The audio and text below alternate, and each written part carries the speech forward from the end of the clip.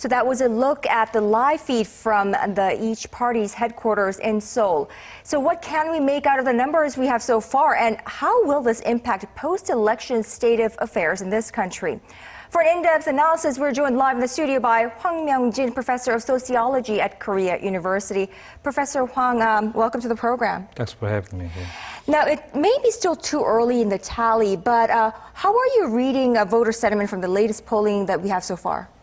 As of now, I anticipate that the ruling party, Saenuri Party, will not get the majority seat, and the Myung-jin Party will get most of the seat in the Sudokon area, and the People's Party will get almost swipe in the Honam area. So they will make the possibility that the joint the Minju and the People's Party probably will get the majority, but we will not make sure for now. Right, so it's still too early for us to make a conclusion, but in your view, your expectation is in line with the early exit poll results. Am I correct? Most of the exit poll is about 80% is correct, as his record shows that. So I tend to believe that, but still, there are thin margin areas. As many as 60 areas are still undecided. Maybe probably, the midnight or later will be show up, but then we haven't got conclusion yet. Right, by midnight, more solid results perhaps. Now, the voter turnout rate has also been released. Going into the race, anticipation was running high that voter turnout might be the highest ever. In fact, it turned out to be 58%. It is higher than last general election, however, still shy of the earlier expectation of 60%. How will the turnout rate impact the outcome of the election? Maybe weather, or some negativities, issues, angers and disappointment, and maybe grudges and against the ruling party, but they haven't decided. They are not very happy about the opposite party, and the People's Party is not really convincing people. So many people are running around and not to decide to vote. That's, I think, the main causes. Right, so I think what you're saying is those supporters, those who supported the ruling party before, really have been disappointed by how the ruling party has behaved in the last 4 years, but they didn't find the major opposition nor the minor opposition as a concrete alternative either. That's right. Right, we are getting results as we speak, and the result remains uncertain, of course, but also because there are so many highly contested regions. Why is it the case for this year's election?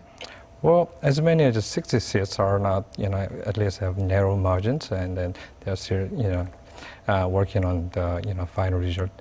But it is, I understand that people are very diversified, and they're, supporting certain ideological or value system. So, the traditional value system that, the people decide to vote no matter what happened based on their blood tie and the regional tie. That may be dissolved, as time goes and the society goes advanced to more democratic system. That's what I understand. Professor Hwang, I want to concentrate on the fact that we have so many tight races in so many regions. So what happens tomorrow or the rest of the year? I mean, how do you think the parties are going to take this division in voters' reaction?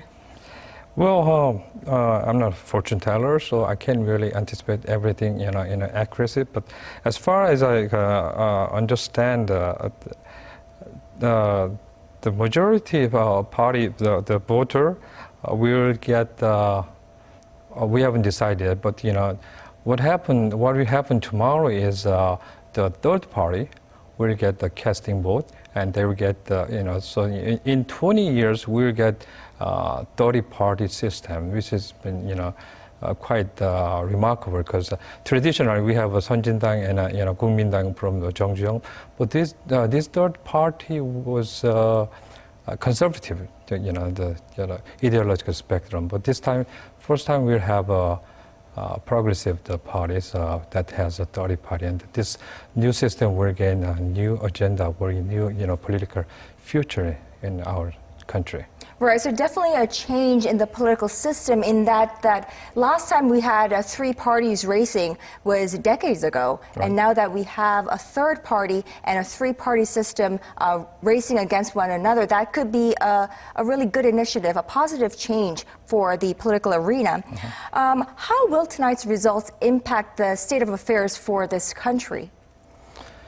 Well, we have to think about this way: who are the winners and who are the losers. So we know that the Kuomintang is the Cinderella, and then 민주당. You mean People's Party? Right, and the Minju Party is also they got their own proportion victory. The Minju Party of Korea. And of course, the ruling party, Saenuri Party, got defeated, and they have to understand why people turn against them. The president would not get too much responsibility for this. She gets her own losses, but that would not damage her, the upcoming agenda in her political plan. Right. So the administration and politics at the Yeouido National Assembly will go separately in the years ahead. I think that's more likely happening. For the last parliamentary, we see that that's pretty much seemingly possible. But from the ninth the parliamentary system, we'll get more obvious division of the administration and political system. All right. Well, all of this we'll have to wait and see how the results will solidify in the next few hours. Right. HWANG Myung-jin, Professor of Sociology at Korea University. Thank you so much for tonight. Thanks.